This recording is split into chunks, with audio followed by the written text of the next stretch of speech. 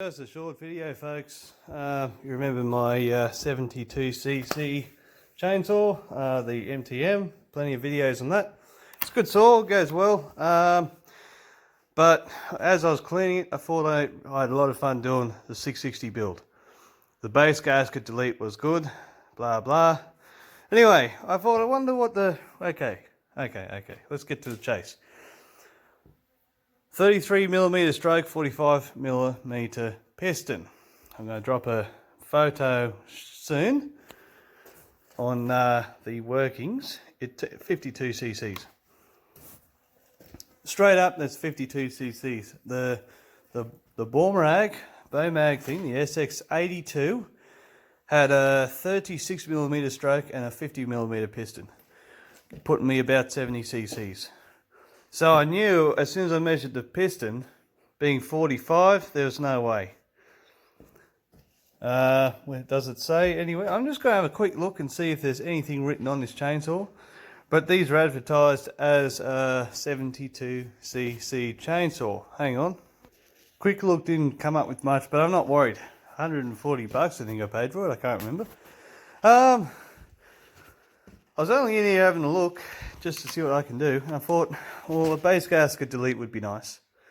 Now, so I got rid of the base gasket, and that's where my rings run.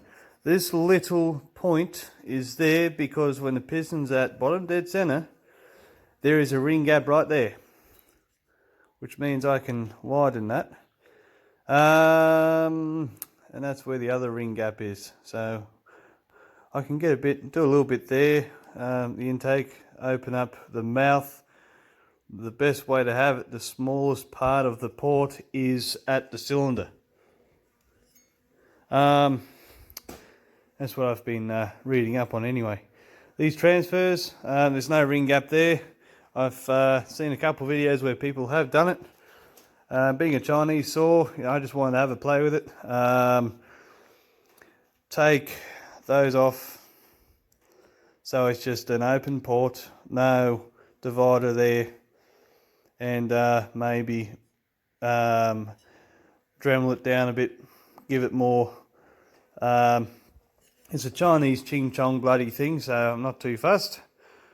I just have a play, and if I arse it up, I'll just another jug or something. Bloody, I don't know. But measuring the base, with the base gasket deleted, I still have a 50mm squish. No, not 50mm squish. 50 thou squish. Now, the base gasket itself was quite chunky. It was quite thick. So I've taken that gasket off, and I'd have to set this up in a lathe or something.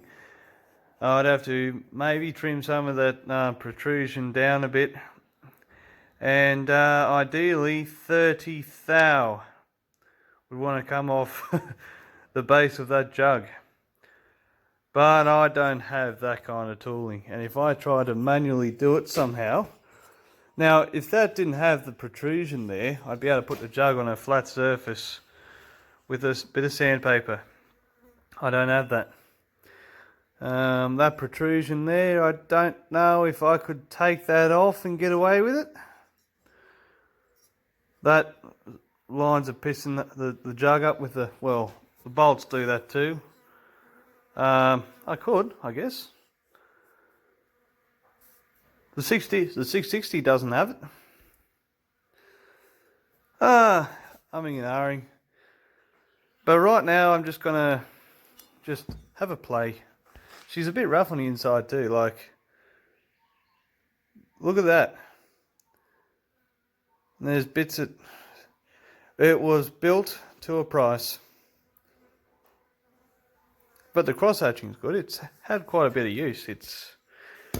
But I'm going to just have a play, and that gasket was probably 20 to 30 thou, if not more. So, and without the base gasket, there is no free porting. Long story short, it's a 52cc chainsaw, not a 72. You're not going to worry too much about it. you know they talk shit, they tell lies. Yeah, I'm just gonna, while I'm waiting for Hudsel, who I'm not too impressed with at the moment, with their lack of customer service. That's another video. I'm waiting for them to release the 880, and then I'm going to build that. Apparently there's no big bore kits that you can get for them, but they're already pretty beefy size, so I'm just going to play with the jug and do some silly shit with it, you know. It's not available yet, so it's October 2019. So I'm just going to, well, I've told you what I'm going to do, just have a play, not touch that. That's essential. That's exactly where, on the intake, it's there. The top ring needs that point. I don't know why they've done it that way, but that gives me a bit of room to play in here because it's right smack bang in the middle there. And same here, I'm not going to do too much, but probably about the middle of that line is where the pin is. I'm not going to get too crazy there. I'm just going to knock these off, and there's bound to be people out there. Oh no, you shouldn't do this, you shouldn't do that, blah blah blah. Well, the bumblebee shouldn't fly either. Thanks for watching. I'll catch you all later.